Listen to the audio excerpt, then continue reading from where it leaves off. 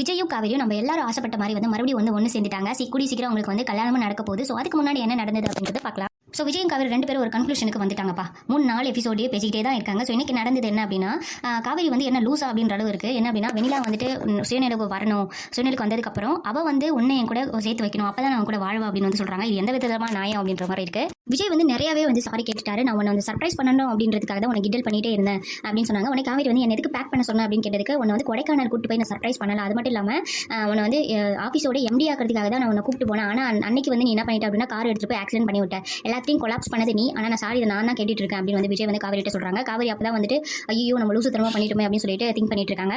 காவேரியுடைய சந்தேகத்தை, மன கஷ்டத்தை எல்லாத்தையுமே வந்து விஜய் வந்து போக்கிட்டாரு. அப்பதான் வந்து காவேரி வந்து நிம்மதியா இருந்தாங்க. ஓகே, இப்பதான் நான் நிம்மதியா இருக்கேன், எனக்கு எந்த பிரச்சனையும் இல்லை அப்படின்னு சொல்றாங்க. ஆனா இன்னொரு ட்விஸ்ட் வச்சாங்க பாரு, அதுதான் வந்து விஜய்க்கு வந்து கடுப்பாயிட்டு, இது மாதிரி வந்து வெண்ணிலா வந்து குணமாகணும், உன் மனசுல வெண்ணிலா இல்லைன்னு எனக்கு தெரியும், அதே மாதிரி வெண்ணிலா மனசுலயும் வந்து ஒன்னு வந்து எனக்கு விட்டு கொடுக்கணும், ஏன்னா ஒரு கில்ட் ஃபீலிங்கோட உன் கூட என்னால் வாழ முடியாது, அவங்க வந்துட்டு குணமாயிட்டு ஓகே நான் உன் கூட சேர்த்து வைக்கிறேன் அப்படின்னு சொல்லிட்டு என் கையில ஒன்று ஒப்படைச்சாதான் நான் கூட வாழ அப்படின்னு சொல்லுவேன். விஜய்க்கு தூக்கி வாய் போட்டுச்சு, அடி பாவி, அது வெளியே நம்ம எப்படி இப்படியே தானே வாழ முடியுமா, நம்ம எப்படி வாழ்க்கையை தொடங்குறது, ஒருவேளை வெண்ணிலாக்கு வந்து ஞாபகமே வரலன்னா என்ன பண்றது அப்படின்ற மாதிரி கேட்டுட்டு இருக்காங்க.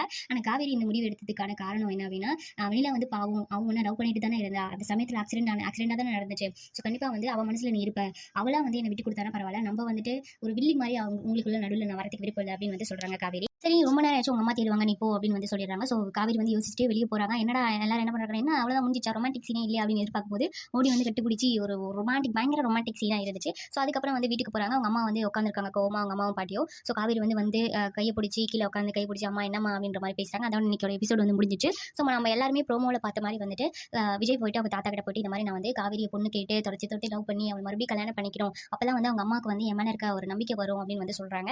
ஸோ வரப்போற எபிசோடுகள் அந்த மாதிரி தான் போயிட்டு இருக்கோம். ஸோ சூப்பராக போயிட்டு இருக்கு இந்த சீரியல். ஸோ உங்களுக்கு இந்த சீரியல் எந்த அளவு பிடிக்கும் அப்படின்றத கமெண்ட் சொல்லிட்டு லைக் பண்ணுங்க.